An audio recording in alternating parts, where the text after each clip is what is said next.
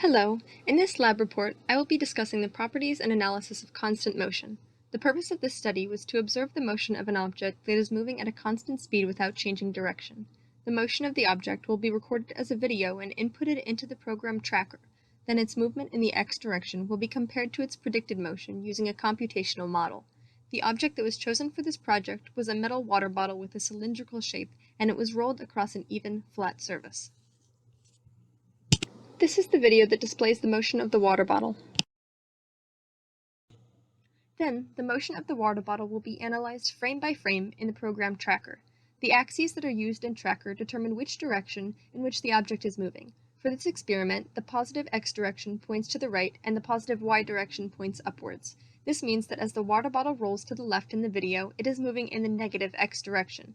If the x-axis was flipped so that the negative x direction points to the right, then the motion of the water bottle would be in the positive x direction.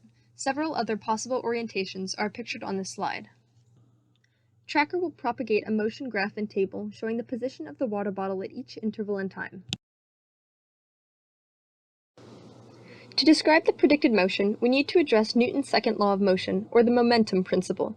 This principle states that the net force is equal to the derivative of momentum with respect to time. It is given as a constraint that there is no net force in the model, so the change in momentum is zero. Momentum is equal to velocity, which is a vector, times mass, which is a scalar. Thus, velocity is also constant, so the initial velocity and final velocity for each interval should be equal.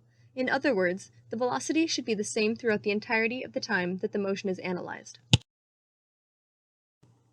The equation that was used in this lab to predict position is the position update formula, which states that the final position is equal to the initial position plus the velocity times the change in time. It has already been determined that velocity should be constant for this experiment, so for the predicted model, the change in position can be calculated by using the constant velocity value. For this specific time interval, the position changed by 0.0182 meters, and the final position was negative 0.0207 meters. In the predicted model, there is no net force acting on the object. However, it is actually difficult to say how many forces are acting upon an object to create a zero net force. Some forces that could be acting upon an object include friction, gravity, air resistance, and electric forces. To create the predicted model of the water bottle's motion, a code using GlowScript was edited with the initial values used in the video. The mass of the water bottle, initial position, and initial velocity that were found using tracker were inputted as values into the code. This is the final Python code that was created on GlowScript.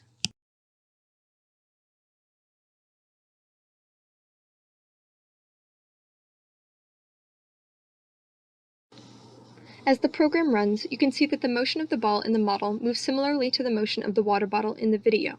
The direction is in the negative x direction, and the speed is constant with no acceleration.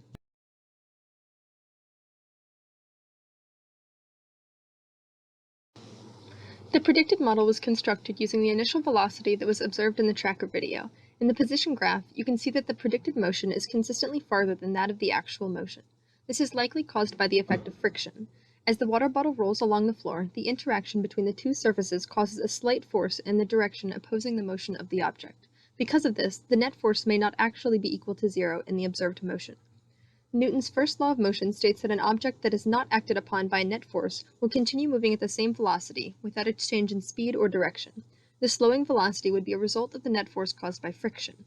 In the velocity versus time graph, it becomes more apparent that the velocity is much more volatile in the actual motion. This is most likely due to the difficulty in accurately representing the center of mass in each frame while using tracker. Due to human error, the velocity may appear higher or lower in the data than it actually is. This lab was created to model the predicted motion of an object moving at constant velocity and compare it to the tracked movement of an actual object.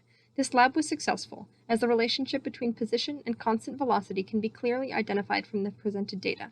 Both Newton's first and second laws were directly related to the motion being observed in this lab. However, due to unpredicted forces such as friction and errors caused by using tracker, the motion of the water bottle does not exactly mimic that which was predicted.